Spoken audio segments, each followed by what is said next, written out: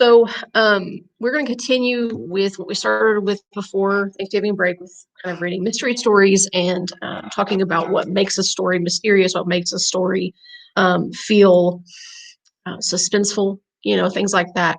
And so I've taken a chapter from a book titled Deep Fake, and it is by, what's her name? Hang on. Sarah Littman. And this is a young adult novel, so it's definitely more so geared toward teenagers for sure. But I think what she was going for was sort of that Pretty Little Liars kind of thing. When you first read it, you're going to see that there's a section called Rumor Has It, and this rumor has it, as you get told earlier in the book, because this is not the very beginning of the book, but it's pretty close. But as you get told at the very beginning of the book, this rumor has it is like a school newspaper, but it's also like a newspaper that spills gossip, essentially. And so you're going to read an excerpt from Deepfake, and then the response and fallout from one of the things that this rumor has it blog, website, newspaper has created. What else I need to tell you? This is not your traditional mystery story, just because like there is a mystery, but you're not looking at like somebody has died. So this is a different way to look at a mysterious circumstance, a mysterious situation, and think about what makes it mysterious or suspicious or suspenseful, and how do we sort of deal with the characters in this setting? What do we do with these characters who sort of have to deal with the fallout of this person sort of wreaking havoc in their lives? I think it's really interesting to read these books just because, well, I mean, I like mystery books anyway, but it's interesting to me to read these books because I feel like a lot of times we don't get a chance to sort of talk about things like this. We're usually too busy reading, older stuff. And so I tried to pull out several things that have been written in the last, 10, 15 years that I thought you would enjoy. And this one actually came out this year. So I thought, we're all going to quarantine. So let's read a book that came out this year and let's see what Sarah Littman came up with. So I'm interested for you guys to read this. And what you're going to do is you're going to read this text. It's a relatively quick read, I think. It's a couple pages, but it's quick. And you're going to read this text, and then you're going to answer 2 questions on a Google form. It's really straightforward. But I want you to talk about what makes this excerpt have suspense or feel mysterious. And I also want you to talk about how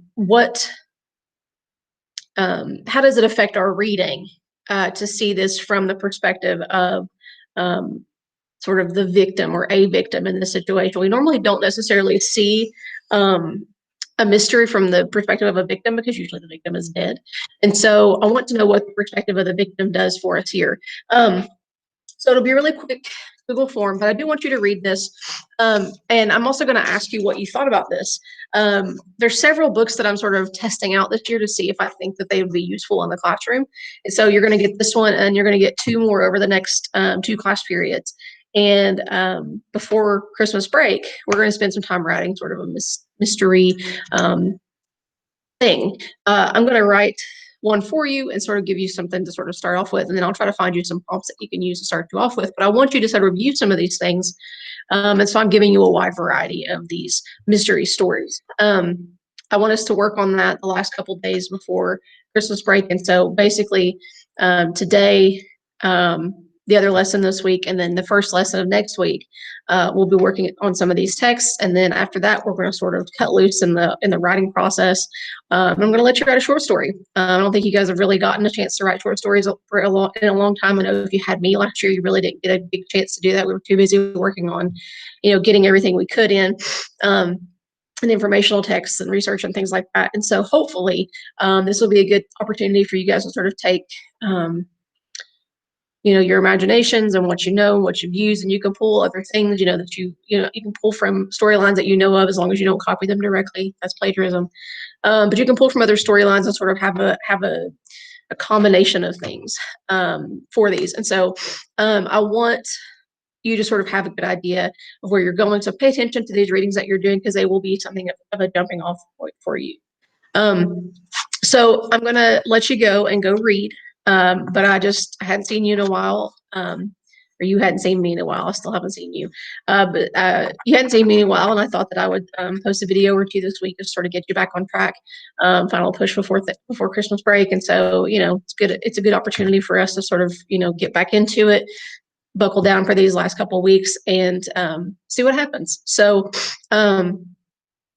I am looking forward to seeing what you guys think about these. I'm looking forward to hearing from you all about these different things and about this text. And I will talk to you guys later this week.